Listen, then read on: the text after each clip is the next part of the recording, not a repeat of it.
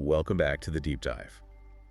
If you're prepping for a review, or maybe just trying to get a handle on Unit 5 for a test, you are in exactly the right place. Definitely. Our mission today is a really targeted look at that critical period from 1800, the Revolution, all the way through the Age of Jackson.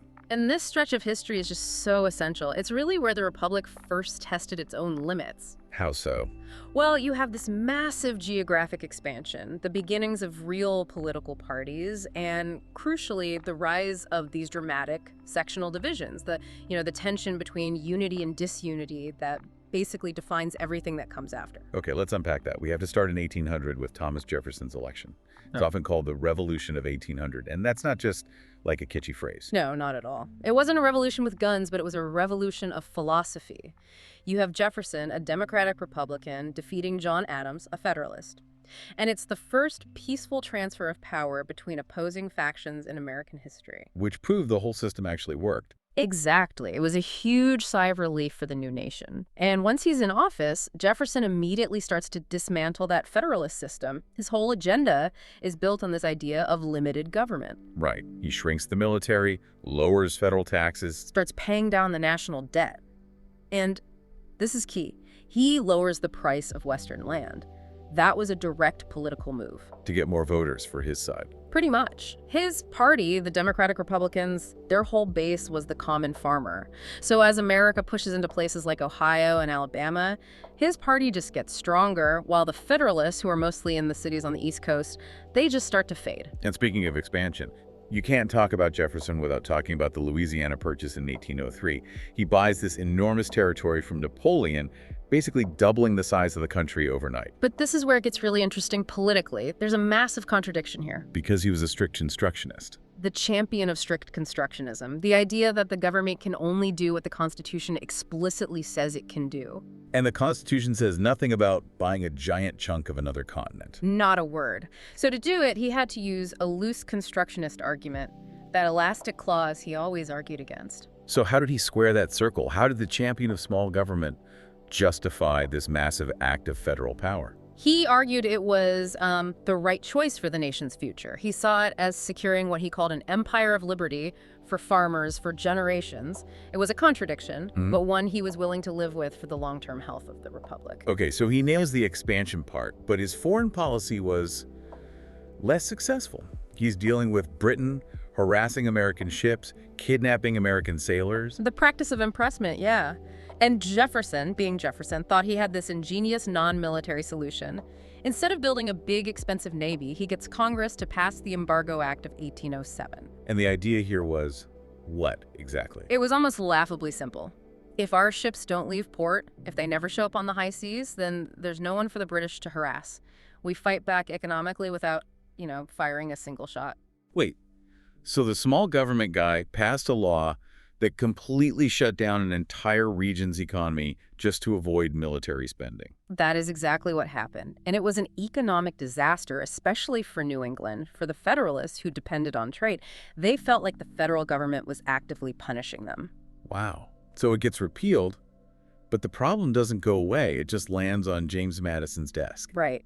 And that really sets the stage for the War of 1812. Madison gets pressured by this new generation of politicians, the war hawks. Young guys from the South and the West. Exactly. And they're not just angry about national honor, they're driven by this expansionist zeal. They're openly talking about taking Florida from Spain, maybe even conquering Canada from Britain. And so the war itself, it's kind of a mixed bag, victory-wise. It is. But what it achieves internally is profound. It convinces the world, and more importantly, it convinces Americans themselves that the United States is here to stay. It creates this tremendous moment of national usness, of unity. And every moment of unity needs a hero.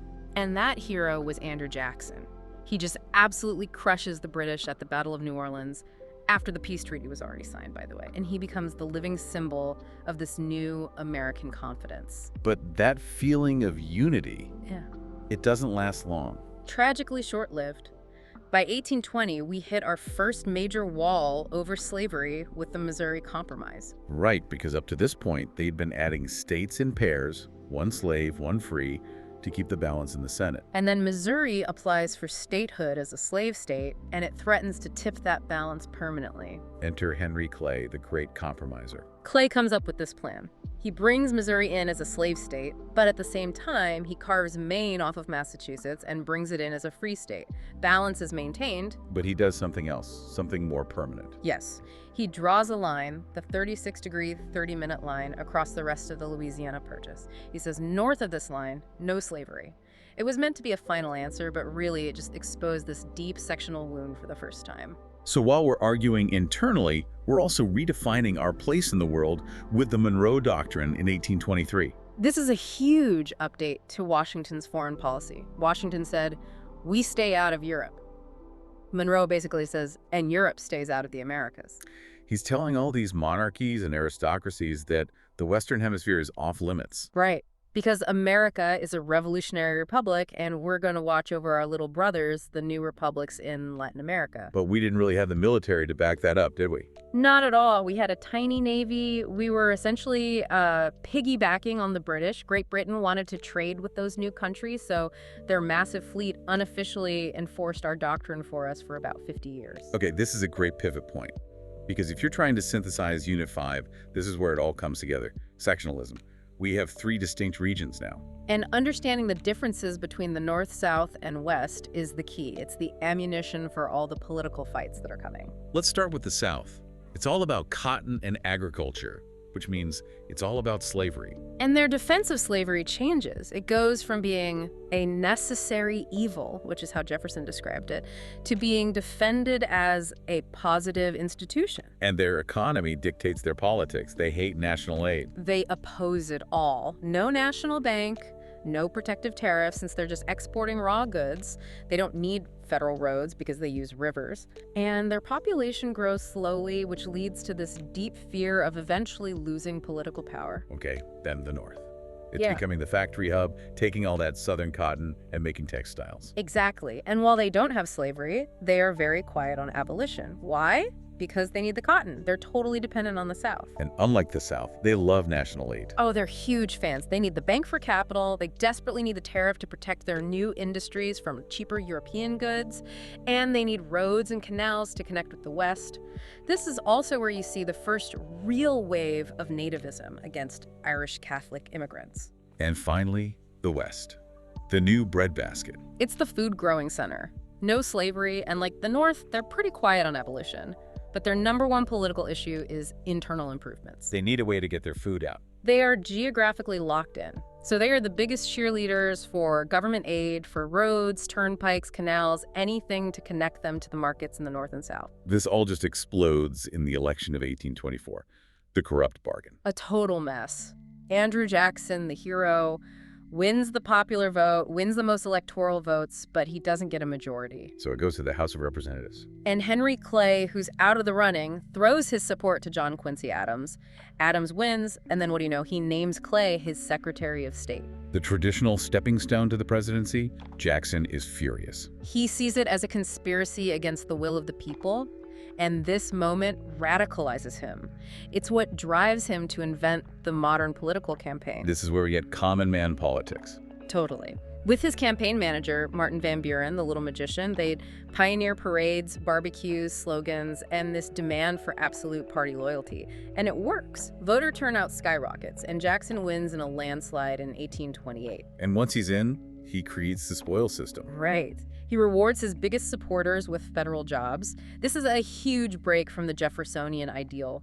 Jackson is basically turning the federal government into a treasure chest of rewards to build party strength. He also sees himself as the senior partner in the government, which leads to some major clashes. Oh yeah, the bank war is the perfect example. He hates the national bank. He sees it as an elite, centralized institution, so he vetoes its charter and pulls all the federal money out. Which causes an economic collapse. Eventually, yes, but maybe the most shocking moment is when he just openly defies the Supreme Court. Over the issue of Native American land rights. The court, under John Marshall, rules to protect Native American land. And Jackson just ignores it. He famously says something like, John Marshall has made his decision, now let him enforce it. What does that even mean for the balance of power? It's a fundamental challenge to the Constitution. It establishes that the president, with the army behind him, is the ultimate enforcer of policy, no matter what the judiciary says. It's a truly stunning moment. And it's this kind of king-like behavior that leads to the creation of the opposition party, the Whigs. The name itself tells you everything. In England, the Whigs were the party that opposed the king. They are explicitly calling Jackson King Andrew I. Okay, so for anyone studying, you have to nail the differences between Jackson's Democrats and the Whigs. Absolutely. The Democrats are the party of the common man, the donkey, or the workhorse. Small farmers, Irish factory workers. And the Whigs, the owl, right. For wisdom, they're the middle and upper classes. Educated professionals, business owners. And their policy divides are crystal clear, the spoils system.